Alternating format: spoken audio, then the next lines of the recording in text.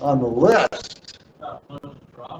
I've got a bunch of folks that are probably enjoying their lunch. What we got?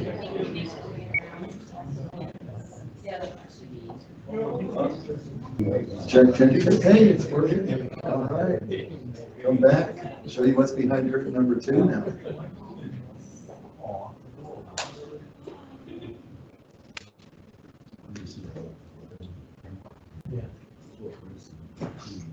All right.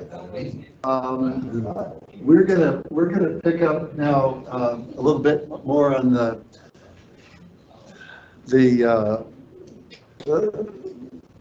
type of growth that occurs, the kind of growth problems that you run into, filamentous, non-filamentous bulking. We're going to look at the comparison between 10-mile cruise and D-cruise. So we're going to plow through here. There are basically a couple of ways that bacteria are going to grow. They're going to grow dispersed or flocculent. That's what I'm illustrating here on this slide. Is you can see, actually, let me turn some lights down here so that, let's see if I can understand how. That's probably better. If you see all of these little black specks and all in there, those are dispersed bacteria that are non-flocculent. And of course, they love the BOD. They did their job of metabolizing. But you send that secondary clarifier, a lot of that's going right over the top, right? And so we really want to grow stuff that likes the BOD and does it just as well, but forms clumps. So that's the whole idea around managing the growth pressures, is to grow flocculent rather than dispersed growth. We use the term microstructure to refer to then the natural tendency of bacteria when they exhaust the supply of carbon and become carbon limited, and they become bioflocculent because they produce the extracellular slime, that they naturally aggregate, and we call it bioflocculation or aggregation. And it's the first step in the formation of flocks, is just this natural clumping characteristic for the bacteria. So we don't have to do anything particularly, just give them enough time to run out of food, and then that slime accumulates and they start to clump. So we form these weak flocks, the microstructure, and that is a sign of success to some degree. But if this is the size of flocks that we grow and all that we grow, we're likely to have what's called pin flock. And these are the fine particles that are going to remain suspended and leave in the effluent. So filaments are important. A lot of times you get a bad rap, but filaments are important. This is a 30-minute settleability, 30-second time lapse, just showing you a good settling sludge. Actually, this was cruised from a few years ago. But you can see, I think maybe, the granules that are kind of left behind, the little turbidity there. And there is a very low filament count here. This is a good safe sludge. It settles fine. There's no TSS issues that would be a violation. But there is, this is kind of what pin flock looks like. So filaments tend to add to the structure, and it makes the structure go from little to big. So it goes from a microstructure to a macrostructure. Macrostructure then is just larger structure, and the backbone then of bacterial filaments provides then an axis for growth and attachment. So it's kind of a scaffolding, if you will, that the flocks can hang on to. And then the flocks go from these 50 to 75 micron particles up to maybe 1,000 microns in size. So for many years, filaments were considered to be very important in the formation of larger flocks. Turns out in the last decade or so, that's become less relevant with the understanding of activated sludge granule formation. And you're going to hear more about granules from Leon and Eric, particularly Leon, when he's working with you. But one of the things that you're going to see now in micrographs that we're going to show you here at Cruise is because of the design and the operating practices, we are growing activated sludge granules that are very, very robust, large flocks, And we largely have filaments under control, and so the filaments aren't absolutely necessary for a good macrostructure. So activated sludge granulation is really the best of both worlds because it gives us the large, dense flocks without the burden that comes with filaments.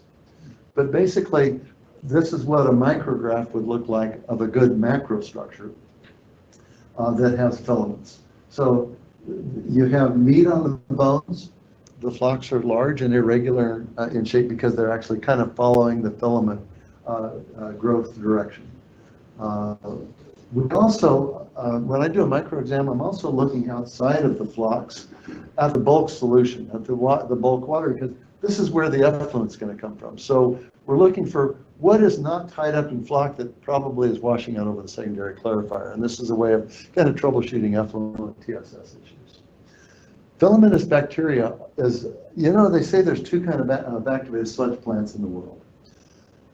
Those that are experiencing filamentous bulking and those that will. In other words, filaments are such a pervasive microbiological feature of activated sludge systems that they've gotten a lot of study because largely because when they grow prolifically, they can cause very serious settling problems. Settling problems then carry over into a final effluent suspended solids issue.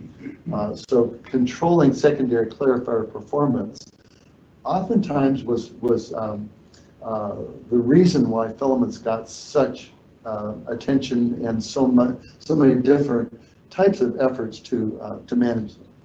With modern designs and selector technology, the microbial advantage that filaments have had that allowed them to propagate so prolifically it has largely been mitigated. And so filaments can't compete as well with modern selector designs. And so we're working a whole lot less with filamentous issues than we ever did. And part of that is the blessing of the current selector technologies. Okay. But filaments actually do some real good things that we like. They have well, they're there because they ate something, basically. They showed up to the party and did a job, and largely they're removing carbon, removing BOD. So we like them for the fact that they eat some of the can of soup that was provided to them. They have a very high surface area, a lot of surface area for the cell mass. They don't store, they can't store food, so they basically use it or lose it. Whereas we've been talking about particularly the phosphorus accumulating bacteria have quite a storage capacity where they can take up and sequester and store BOD and get competitive advantage over other organisms because of storage. Filaments get competitive advantage because there's a lot of surface area to them, but they have no storage function. They're really good degraders of BOD. We like the fact that they give us a structural backbone. And if in reasonable amounts, they actually make the flocks stronger, larger, and settling is actually enhanced by having some filaments. So they also provide some filtering effect because of this high surface areas.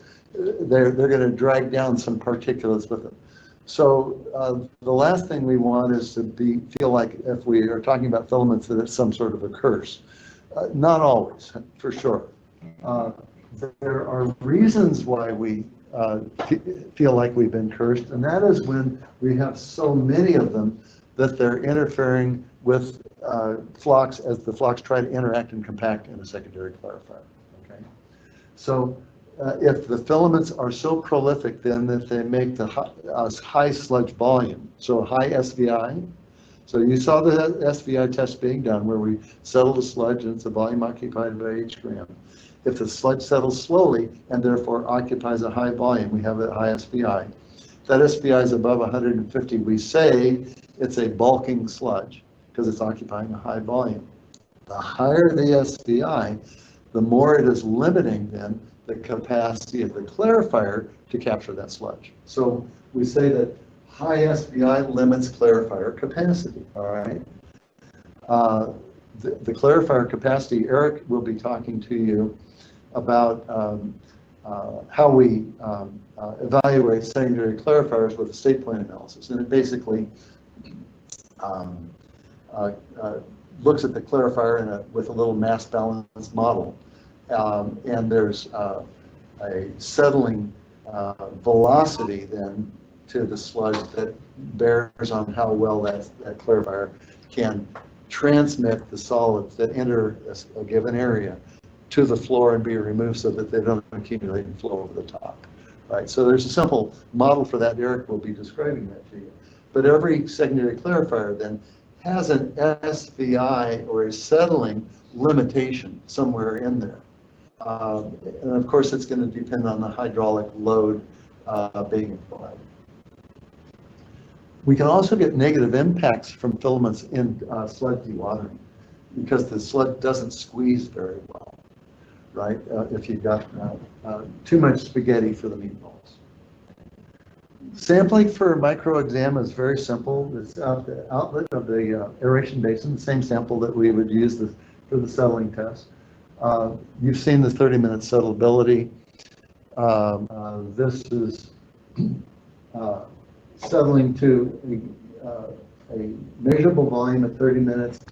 We take the mixed liquor suspended solids that's been measured. In this particular case, it's an SVI of 56. So there's kind of a, in fact, this was Cruz here a few years ago. I left this slide in just because it illustrates a very good SVI, very safe SVI. What's also interesting is the sample that we evaluated this year in preparation for the course ends up from Cruz having about the same SVI as this one from a couple of years ago. But the mixed liquor, I believe, this year was 6,000. Still had basically the same SVI. So there's a little higher volume this year, but essentially you have the same sludge quality. So it was quite, and I left this slide in for that reason. It's like, wow, interesting that we're really having consistency in the sludge quality from Cruz. Now, you've seen this before. This is a 2-hour settleability. This was that sample. I left it on the bench for 2 hours, and this was from a couple of years ago. And if we don't remove the nitrate by denitrification in the anoxic zone, then we can expect denitrification to occur. So this is just another reminder of what denitrification looks like. It depends on having two things. One is nitrate has to be there. That is the oxidizer. If something, what is nitrate oxidizing? Well, it's oxidizing a carbon source. It's oxidizing BOD. Nitrate will be stable if it doesn't have anything to oxidize. But if there's a carbon source there, then the carbon gets oxidized and the nitrate gets reduced. That's what's causing denitrification. That's what causes the gas to be formed. When I use the term bulking sludge, it's referring to a settled sludge that settles and compacts very slowly. SVI is greater than 150. It's unique to each plant whether or not that's going to cause a problem for the clarifier. Now, for this situation, I actually put my drone to look straight down on this clarifier because I wanted to illustrate, can you see kind of the billowing, how that, it looks like it's like cloudy billowing. What you're actually looking at is a very, is a blanket that's very close to the surface, and there's what's called density currents in the secondary clarifier, where the water is actually, you have a rise rate in the clarifier where the water is actually rising up and going out over the weirs, and that water that's rising up, if the blanket is too close to the surface, you actually see it swirl or scour up or fluff up the top of the blanket. So this happened to be an example of a bulking sludge. Now this is actually an industrial treatment plant. This is activated sludge comes in a lot of flavors, municipal, industrial. This happens to be a secondary clarifier in a pulp mill, PULP pulp, where they take trees apart and extract the cellulose fiber and you're left with wood sugars and alcohols and other things that they feed the bugs. So that was that particular case. Now, if you haven't done the SBI test before, we're going to do one, so follow along. Is this a bulking sludge? Well, you do a 30-minute settleability, and it turns out SSV stands for settled sludge volume at 30 minutes. So we're going to say this is 930 milliliters of volume. Well, that's a very high volume. It sure looks bulky, but remember, we have to calculate the SBI to determine if that meets the criteria. It was a 3,000 mixed liquor, which is the same as 3 grams. So you take 3, goes into 930. If you do the math, it turns out that that's 310 milliliters per gram. Okay, is that bulking? Well, it's above 150. So sure, that's bulking. Now, is it a problem? Because you can oftentimes have a bulking sludge and never have a problem. And so there's much to do over nothing. You don't have to take action even if the SBI is by textbook definition high. If the clarifier is very stable, the effluent is compliant, and the plant's running the way you want it to run, right? So we're not trying to do battles with windmills here, but we're certainly always want to make the point that this is what it looks like on the lab bench. If it were a problem, where would you see it to be a problem? Where do you go? Yeah, you're going to go look at the weirs in the clarifier. So this is where, okay, I saw it in the lab. Let me get on my bike or get on my hiking shoes and let's just go have a look-see. We always really want to keep our feet on the ground, boots on the ground, making sure that the data that we're digesting, we've got eyes on the prize. There's your clarifier that was producing this. All right, there's your clarifier. Is there anybody who would be okay with this? Because we have a special bus to take you home. It's a short bus. No, I jest. Of course, you've got the gross loss of solids now coming over the clarifier weir because that bulking sludge with the rise rate of the clarifier is going to wash out. Effluent suspended solids here is going to be about 2,000 milligrams per liter. Most discharge permits are not going to be tolerating that. So yeah, of course that's a problem. So you've seen it now. So SBI has to be put in context. High SBI isn't necessarily the kiss of death. High SBI can be very good, except when it's not, and you saw a picture of when it's not. Now, what we are trying to also relate is the correlation between the flock structure and the results in SBI, because they ought to kind of go hand in hand, and they typically do. So you're seeing here on the left a settling test, SBI of 50, very good settling sludge. Here's the microscopic view kind of underneath that settling test, and you see that the activated sludge flocks look like meatballs or granules. And in fact, this is a very good settling sludge. It produces a very compact SBI. Yay, yay, yay. Mixed liquor was 2,500 milligrams per liter.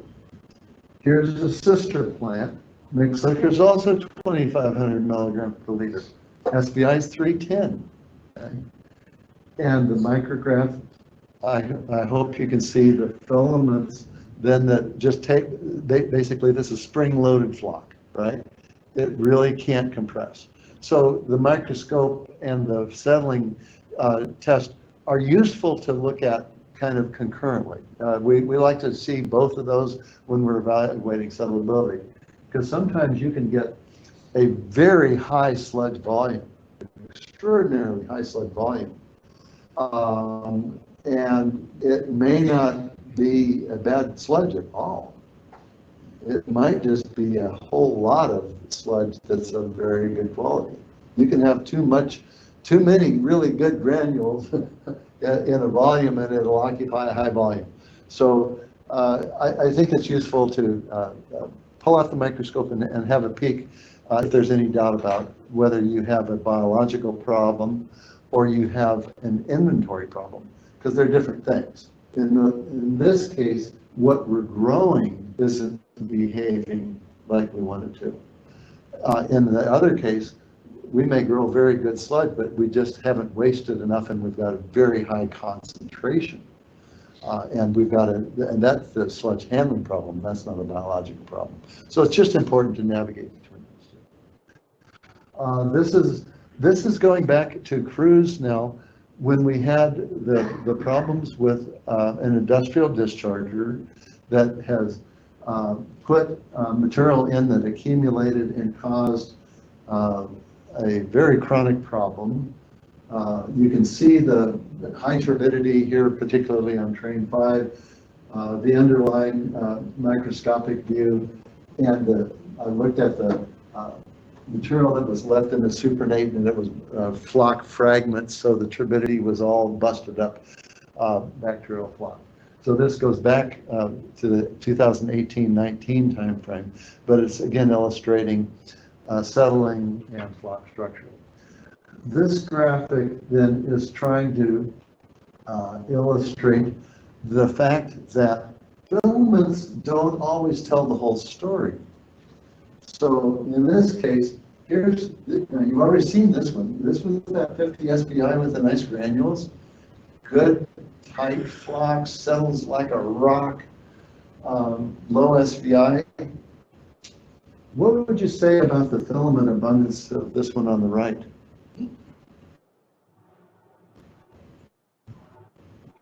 Lots, little? A lot. And in fact, David Jenkins, Mike Richard, and Glenn Dyker wrote a manual on the cause and control of activated sludge bulking and foaming that many of us have used over the years. It's kind of the filament identification Bible. And in their system, Jenkins's book, they quantify the filament abundance with a ranking system where they use a numerical scoring from 0 to 6 and a verbal scoring from none to few, some common, very common, abundant, excessive, and then there's a final one that's up the wazoo, which they didn't publish in the book, but there is such a thing. This would be at the Jenkins level 6, up the wazoo, or very excessive. So it's extraordinary filament abundance. And yet, what's the SPI of this? 110. Remember, we said the demarcation that we're using, at least in this course, for a bulking sludge is above 150 SPI. Now, you're going to see different people draw the line different places. If you're taking the certification test, they will probably ask you what a good SPI is, and just remember 100. 100 plus or minus 25 is a really good SPI range, but for our purposes, we're saying 150 SPI and above is bulking. Well, is this a bulking sludge? This is not a bulking sludge. But boy, if all you had was the micro, you'd go, holy cow, we have really got trouble, in the backyard here. Why is this not a problem? It's because in this particular plant, the density of the flocks that are formed, they're actually growing activated sludge granules and the world's largest filaments in the same sample. And the ballasting that is occurring because of the density of those granules overcomes the otherwise adverse effect of the filaments. And it's kind of miraculous. So this is actually a plant that I've worked with for almost 30 years now in British Columbia, and it in its early days only grew this kind of sludge, and now in its later stages of life, which I can relate to, its microbiology has significantly changed. Well, one of the things that happened is the substrate, or the kind of wastewater composition that was entering this treatment plant, significantly changed, and now it's selecting for filaments that really like that. But the fact that they can still grow these granules in addition to the filaments made this more of a, dang it, we hate to see those filaments, but ho-hum, the clarifiers are under very good control, and we don't really have to do anything about it. So we're again trying to put the pieces together around what you see microscopically and what the SPI test shows you. This is a third part of the story. Not filaments not telling the whole story. So this is a sellability. SPI is 250. So is this a bulking sludge? Oh yeah. Oh yeah. Okay. We look at the micro, and it really kind of looks skin flocky. Yeah, there's a filament here and there, but this surely doesn't look like it's got a filament problem going on. Turns out, in this particular case, they have a very low EPS content. Remember, EPS was extracellular polymeric substance. That's the bug glue that's produced by the bacteria that allows them to be sticky and to hang together. So the bugs really aren't really very attractive to each other. Okay.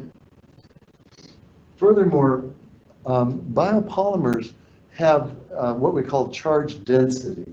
Charge density refers to the fact that there's positive and negative charges created by the particular molecular structure that makes up a particular type of biopolymer. So an activated sludge bacterium has a net negative charge to it. All the little bacteria that are running around in there have kind of a net negative charge on the cell surface. So negative charges are kind of repulsing each other. Well, we want this to stick together, right? They actually produce polymers then that have cationic or positive charge to it.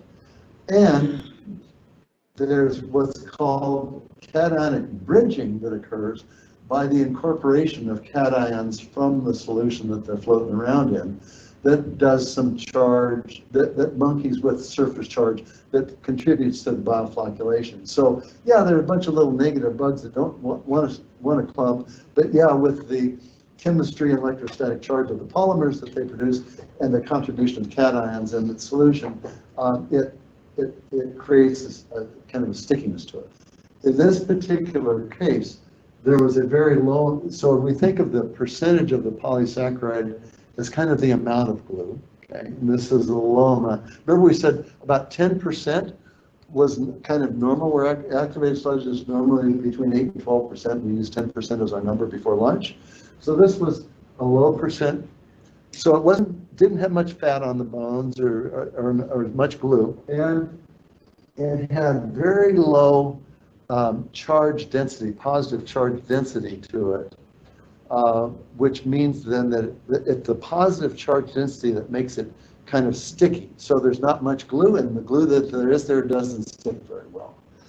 And that was what was causing then the SPI to be high, is because you had these particles that really didn't have the natural stickum.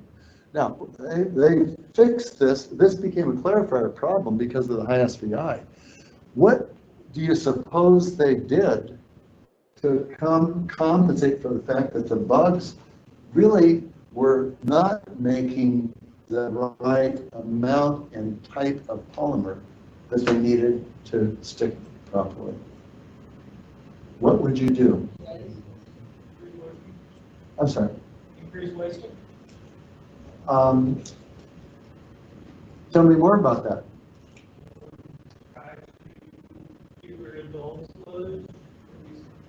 Okay, your thinking is good in terms of if we want to try to get something different, we got to kind of get rid of what we got. So your logic is good, but that isn't going to work. But your thought process is fine. There's no criticism of the thought process.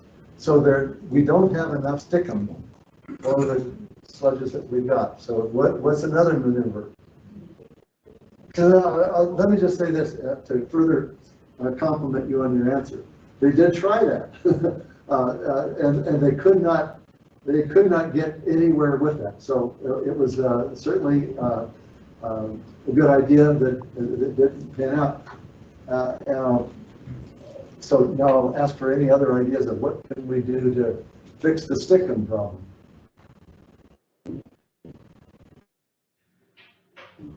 Add a carbon source. Jonathan, give me some thinking. How's that going to help you? Maybe they're nutrient deficient and not producing a lot of biopolymers. Excellent thinking. Your logic is great. And in fact, in this particular system, both of you guys are kind of hitting, cracking the nut with different nutcracker, but it's the right approach. You've got logic behind it that's correct. This system is growing this kind of sludge because it's a very long aeration time. It's an extended aeration system that grows very old sludge, okay? It runs out of carbon, and it can't put fat on the bones if it doesn't have enough energy, right? Remember we talked about the ATP so your thinking is right, but there's no way to overcome this starvation.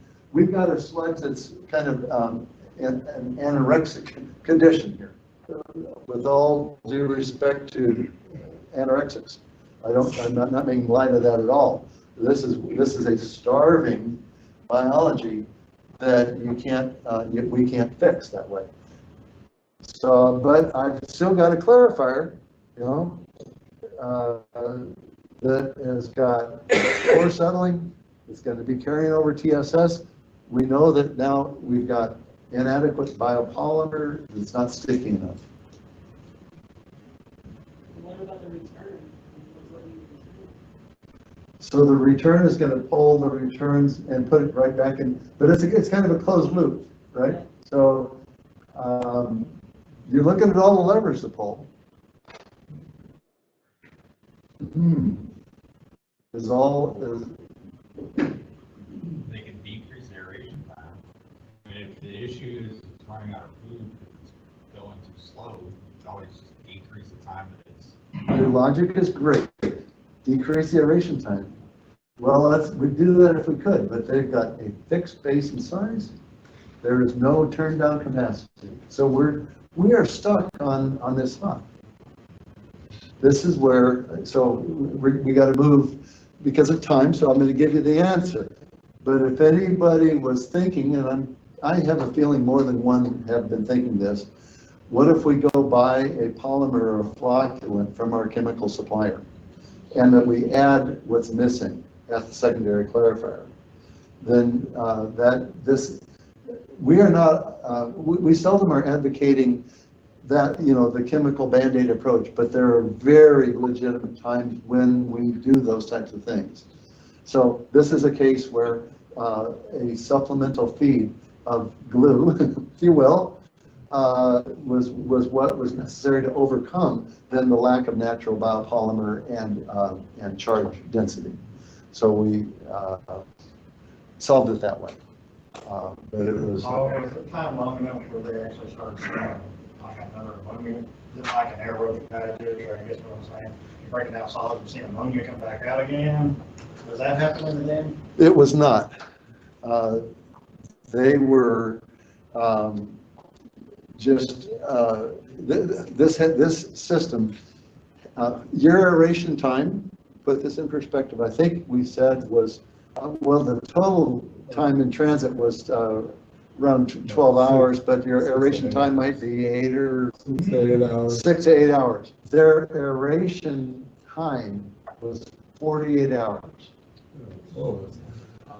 They were not treating BOD, they were wearing it out. So I worked at extended aeration basin, it's 24 hours. Yeah. You don't want a primary. Because you need the BOD. You need it, yeah, you need it. So no primary. Yeah, I think sometimes it's harder to run a plant that's underloaded, that has too much aeration than it is personally. Because you don't, it's like trying to drive a car and you've got no gas to give it, no way to make the engine go. You know, so you're running on fumes. All right, you get the point, or not. But we do analyze biopolymer and so on and so forth. Normal activated sludge, 8 to 12%. This has been done at TRA here for quite some time, and so some of you are very conversant with that. Biopolymers are normal then, but we can have non-filamentous bulking occur if we overproduce biopolymers. Zooglia then has been something that now we're saying probably for the 20th time in the course today, but we keep coming back to it because it is the essence of non-filamentous bulking. Normally, bulking is assumed to be a filamentous cause, but you can very quickly with the microscope differentiate the two. So non-filamentous bulking is when you have very, very poor settling and there's not a filament, but you'll typically see these zooglia. This is now the most recent samples that came out during, that were collected in the middle of April. This is Cruz. Here's, you know, if anybody wants bragging rights, you got them. I'll say it, and it's not because you're my best friend, it's because it's true. These granules are bragging rights. This is what I'm calling normal flock. It's a nice, dense meatball. This in the micrograph is what's called globular zooglia adjacent to that. We do get kind of explosions or blooms of that zooglial growth. And Eric, I think, and Leon will address some of the factors that are related to why this stuff comes and goes, and probably related to the soluble BOD piece there. And this is also from the most recent round of sampling. This is also Cruz. You know, we've got these real nice granules, and we're seeing some of this zooglia now actually entrained right within the granule, which I think is probably a good thing. I think it probably mitigates it. You know, there's a lot of mass to that granule, and so the likelihood of it provoking a kind of a straggler flock is, I think, a whole lot less when it's within the flock rather than sitting out there as a little pocket of goo waiting to fly over.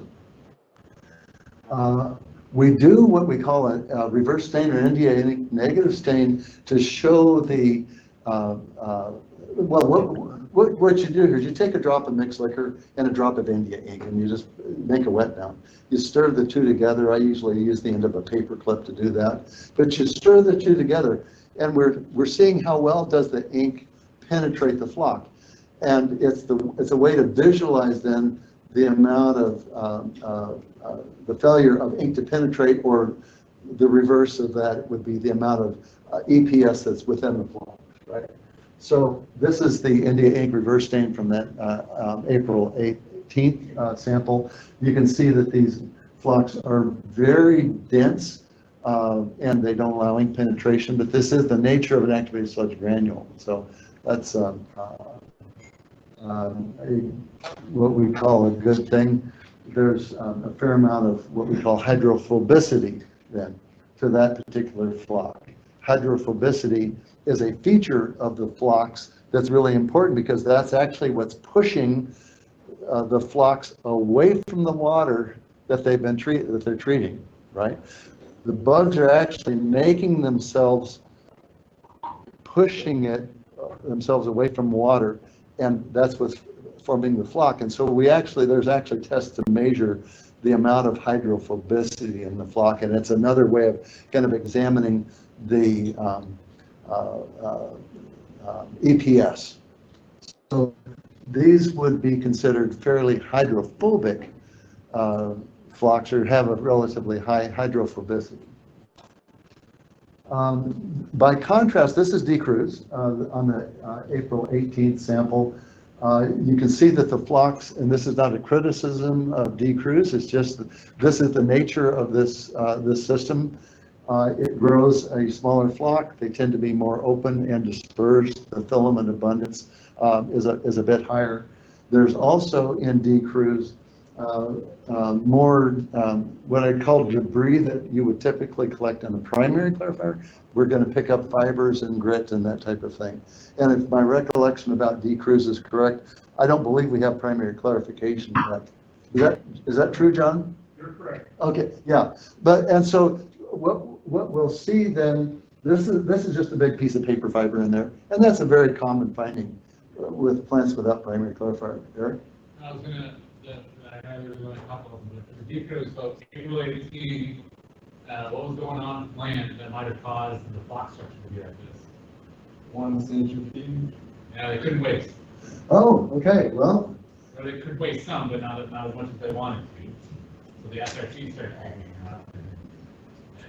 Plays right into kind of your other, low food microorganism ratios doesn't create good flock. yeah, so there's, there's very little story that you can tell from the picture. We can make up the story, but there's a real story there, and that's very helpful to know that. So thanks for offering that up, Eric.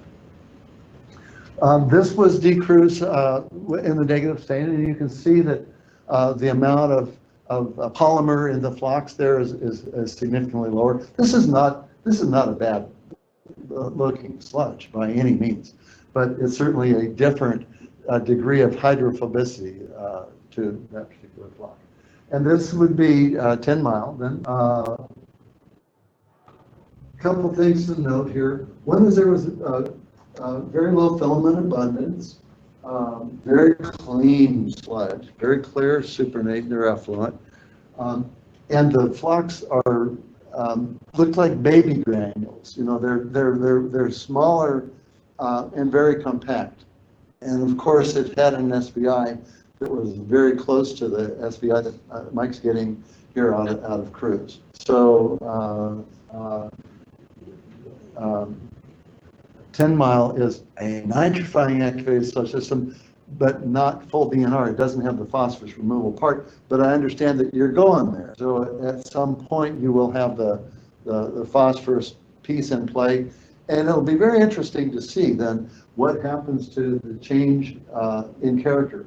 I looked back in the records at previous slides that I've looked at from 10 mile, and there was a lot of similarity in the current sample than what we've seen in the past. So that again, it looks like one that seems to be, it knows what it wants to grow, and it keeps growing the same stuff. And by golly, it's something, you know, if we were at the county fair, this would be taking a blue ribbon for sure. This is the India ink reverse stain then on 10 mile. Not as large a flocks, but certainly this is consistent with the baby granule that we're forming there. Now I'm going to show you some that aren't Texas. These are other places, and I'll not reveal where they are because they're big trouble. But I want to just, you know, it's nice to see stuff that you don't have to deal with, but where these things can go if they really get out of the corral. So this is India ink reverse stain, excessive EPS. This was the 4-hour settlability in the settleometer. And you can see that, you know, the bacterial cells are mired in a bath of bug blubber. You know, these things are just completely unsettleable. It got so viscous from the biopollen that it overtook the rake and the secondary clarifier on the rake field. The rake could not push through that. And with the clarifier rake failed, then the sludge bed eventually rotted and floated to the surface, and it came up in chunks. They call this the whale. The reason why it was called the whale is that a couple of days before it got to this condition, I got a phone call actually from the Dave that ran the plant here, and this was, I'll tell you, it was in Wisconsin. This is Leon's territory. This wasn't Leon's fault. This was in Wisconsin, and my friend Dave calls me, says Klopp, we got a whale in secondary clarifier. You ever seen a whale in secondary clarifier? And I said, come on, Dave, you're putting me on. He says, no, really, it looks like a whale.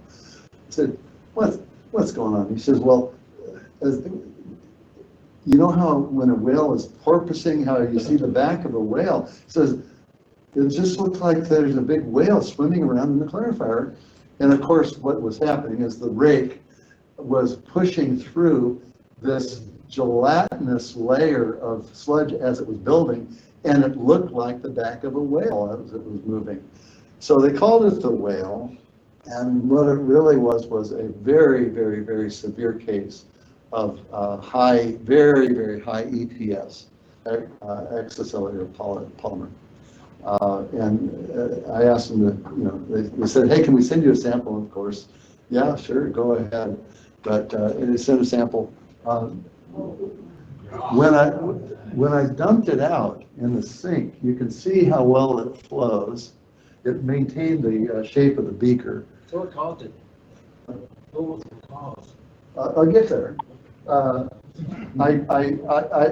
work out of my house. I have for quite a while, and so my little lab and office is in the lower floor. So I went upstairs to the kitchen and I grabbed a cocktail toothpick. Actually, what I first got was I had one of those little, those little umbrellas that come in tropical drinks. I wanted to stand one of those up in the sludge to show them how stable, I couldn't, it would not support the umbrella, but it would support, you can stick a cocktail, the best I could do was a cocktail toothpick. So I put a glob of that on a microscope slide and stuck the toothpick in there and took a picture of it so I could, and I did put it in the report. He's a good friend, so he didn't take offense. But it was just to illustrate, man, when these things go south, they can really go south. This one, by measurement, was 37% of the dry weight of the mixed liquor volatile solids was biopolymer. And it was very, very, very high in carbohydrate, it's sugary. And we could tell that because it's very sweet. Normally it's salty. No, I'm teasing about that. We're not intentionally tasting this. Now, what caused this? So what caused this was, this happens to be an industrial facility. So because we're in municipal, we're less prone to this.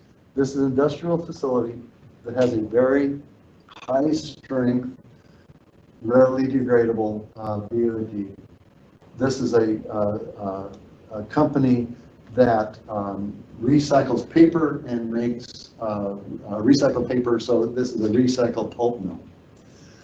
When you recycle paper, what you get out of paper when you take it apart is a lot of starches, because starch is used as a filler in paper.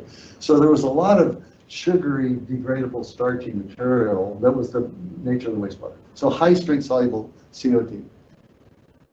They had a filamentous problem years prior, and they put in a selector to solve a filament problem, which worked very, very well. And they did that kind of like, it was much more jury-rigged than cruises, but a lot the same style, where you basically partition off a portion of the basin, compartment it off.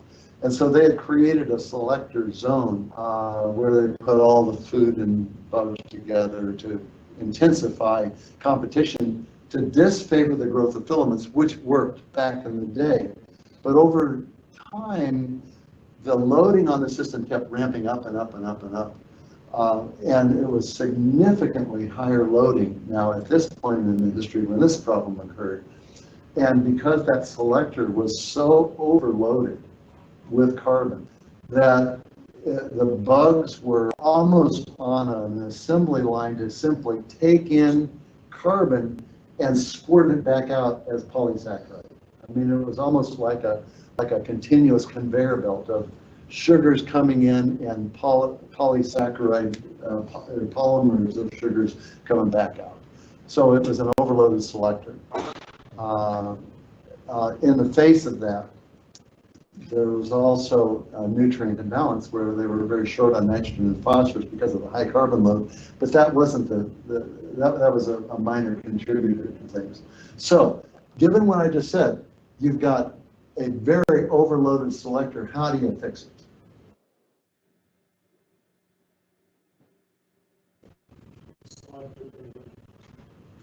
Make the selector bigger, okay?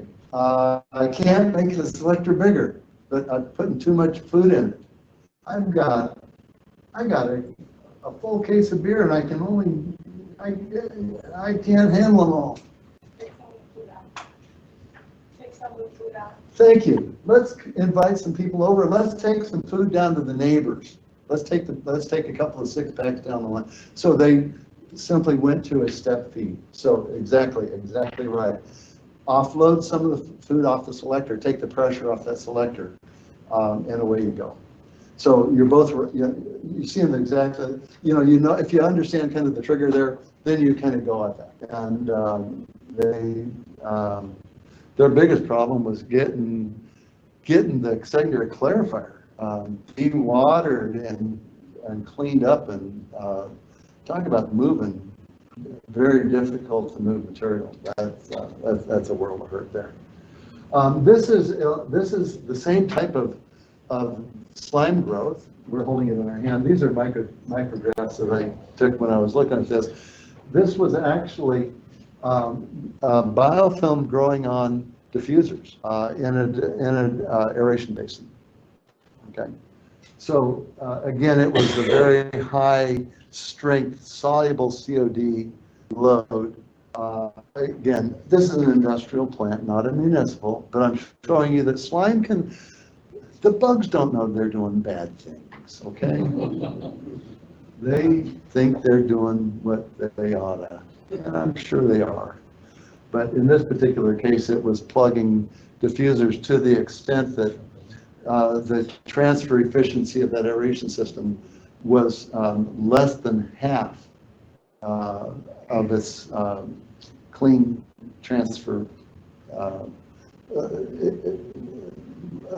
its new value. So they had 13 blowers all maxed out and could not achieve a DO of even a half a part. And so they had no option but to get in and do the hard work. So what you see here is that diffuser cleaning caused by that biofilm. In this particular case, again, the solution was a matter of taking some of that load. They actually had another aeration basin being constructed so that they could offload and get some of that load off the system, because it was just too much load on the system. The old school microbiology here, let's see, I think we covered a couple of those slides. There are some basic things that we try to teach. I would say we're not trying to school anybody in how to use the microscope, just understand that it's a tool that anybody who has an interest in developing some skills around that, if you've got a little bit of time, you can just get started and become very, very competent at identifying kind of what's normal for your system, seeing changes from day to day. Some of the best activated sludge practical microbiologists I've run into are folks that had no formal training in that, but they had some time that they could spend at the bench, and they had curiosity and interest. So I would say that basic skills that we're talking about here are looking at flock structure, the things I've showed you so far: flock structure, the abundance of filaments, the higher life forms, and even the India ink stain, which we're saying is an advanced skill. That's so simple. You can do that. I don't believe there's any, in my world, I don't believe there's any value anymore in going through the long drawn out procedure and the learning curve of identifying filaments.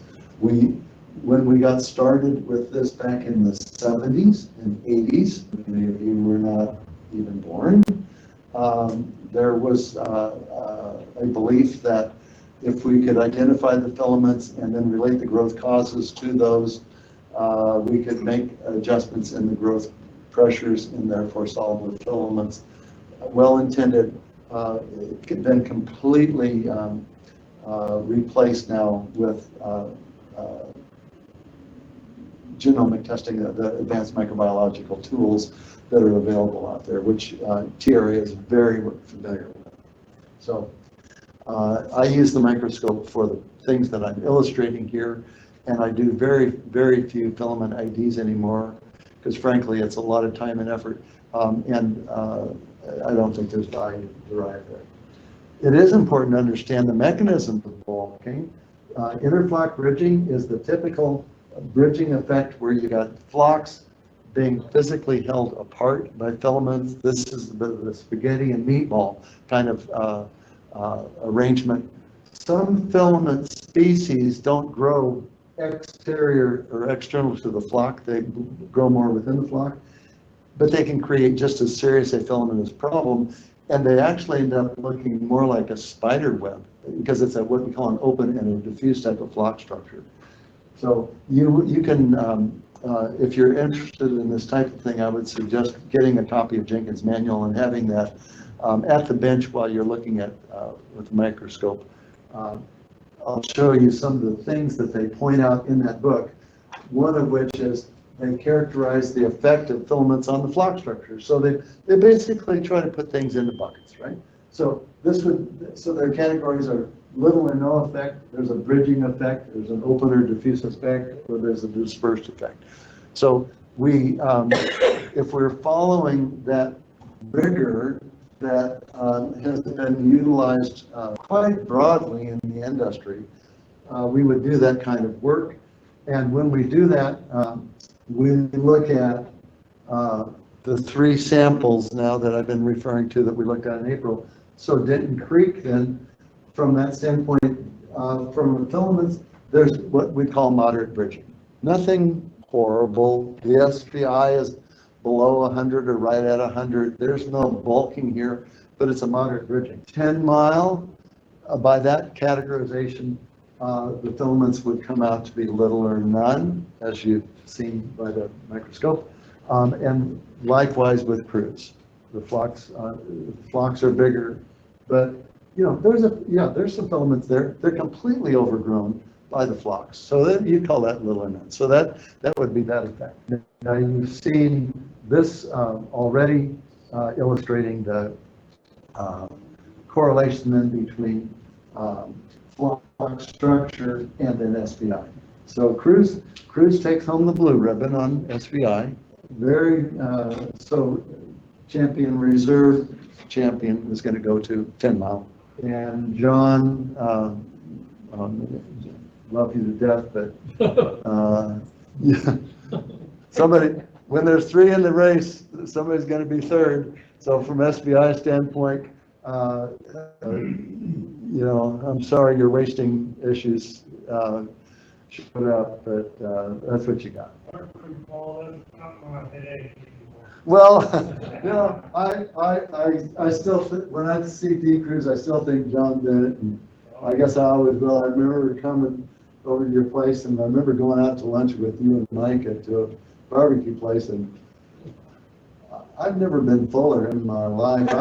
And that's been years ago, and I think I'm still full from that.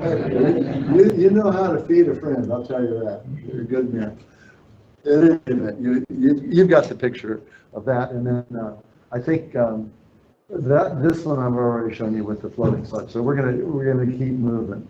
Morphology of the flock, we look at how firm or weak the flocks are, rounded and compact and irregular and diffuse. And again, this is just putting the D-Cruise, 10 mile and cruise into those same kind of categories. Flock size is a somewhat subjective, although I use a little ocular micrometer in one of my eyepieces when I actually size the flocks. So this would be an example of that. This is what actually it looks like when you're looking through the lens, is that these concentric circles are give you kind of a measuring stick. And so this is a 150 micron, this is a 500 micron circle, and there's a 1,000 micron circle. And we've got yard markers in here. So what I'll do is we'll just scan a slide, and if we really want to get down and start giving a size distribution of flocks, this is one way to do it. There's some fancy dancy optical scanning devices that do this automatically. So this is a good way to lose your vision, wear your eyes out. but it's the way I learned how to do it, and if I have to do sizing, I'll do that, and we'll scan representative fields of view and go that way. So this would, for instance, be roughly a 500 micron size flock. There's one that's about 650. And here's the blue ribbon hog right here. This is Cruise. There's a 1,000 micron. That's a millimeter. That's what a lot of people have worked a whole lot of years to try to figure out how do we produce that on demand, because that one there is big grain. You've seen the sellability versus flock structure. I'm not going to take the time. I'm going to try to move past this because I don't want to fall much farther behind the schedule. I guess that won't let me advance. There we go. That was the repeat. Sorry, that was in there twice on the influence of that tetramethyl ammonium hydroxide on the flocks. There's a filament rating system that is utilized in the Jenkins manual. Again, I'm sharing with you largely how the old school industrial complex has communicated with each other about quantifying and kind of staying on the same page. So filament abundance rating from 0 to 6, from none to excessive, and it's based on how many filaments are observable per flock. So it's a bit subjective, it's a kind of combination of subjective, objective measure. This is interflock bridging, open and diffuse. And then when we look at this abundance rating then for the samples that you sent in, here would be Cruise. So the abundance rating here is few to none. Okay. 10 mile, same thing. We call that few to none. D-Cruise, we call this some. Again, not a big problem. Microbiologically, we also have certain foaming issues that we use the microscope to elucidate, or to again, take apart.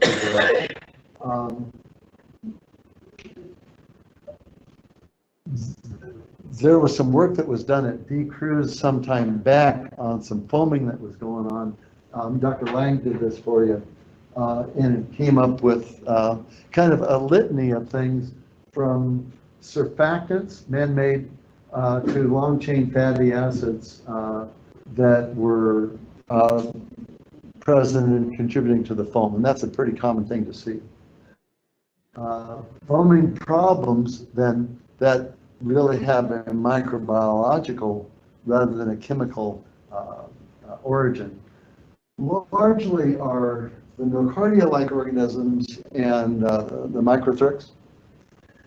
But foaming can also be caused by the excess of slime, as you've seen already. This is a typical municipal picture where you've got foam being generated or grown in an aeration basin, and where it presents the problem then is at the weird secondary clarifier, where it'll carry over and wash out. This is almost a chocolate mousse type of foam. It's very sticky, viscous, stable, and on examination, you'll see this for that particular foam. This was a Nocardia origin. Nocardia is one of the very few truly branching filaments in the book. Okay? So it looks like if you took a deciduous tree and shook the leaves off it, or maybe the antler off a deer. You know, it has that kind of that gnarled, truly branching structure. These are organisms that have a atypically high amount of lipid in the cell wall of that bacterium. Lipid is fat, right? So these are kind of greasy or very hydrophobic or oily organisms, and that's what caused them to want to kind of strip out of the water. But because they're growing in the flocks, they always drag flocks with them. So they're very hydrophobic and they're flock penetrant. So you'll end up then where the aeration basin almost ends up acting like a DAF, a dissolved air flotation thickener. It will concentrate this stuff at the surface. Oftentimes you'll get this being persistent because you can't effectively remove this biology from the system if it gets trapped in an aeration basin, because it rides above if you have, particularly if you have a submerged underflow out of a basin, it's best, I like to see a basin have an overflow, so at least this keeps moving on downstream, because you can actually get a foam age that's separate from the underlying sludge age if the foam can't get out. And so this stuff is hard to control if we can't remove it. And so there you have it. But that's what, if you're curious about what's causing the foam, it takes just a few minutes to just go get a sample of the foam and a sample of the underlying mixed liquor. Bring in 2 samples and look at them side by side. And if the foam is being generated by the underlying growth, what you'll see is the same filaments in the foam that are concentrated, usually about 10 times what they are in the other. You'll see in the foam where it's coming from. So that can sometimes be helpful to differentiate something that we're growing from something that is a result of material that's washing in and there's just foaming once it's in the system. So it's not a too hard a thing to actually do just do a wet mount of foam. Microthrix parvicella is also very well known, causing foaming. But can you see that this thing is growing more like rope? These are very long coiled filaments. They also stain gram-positive. If you do the gram stain, they're gram-positive like nocardia is. But these are separate species. These are reported as fairly common in BNR plants. Filaments causing bulking, fats, oils, and greases, yeah. SBI density currents, I think I showed you this one already. And there is the reference that I've been mentioning. If you're going to do this, it does lend itself, I think, well to self-study. Have a copy of that book. A lot of it, you may have this already in your library. And if you've got a little bit of time, even, particularly in an off shift and some curiosity, go for it. Yeah, it speaks for itself. If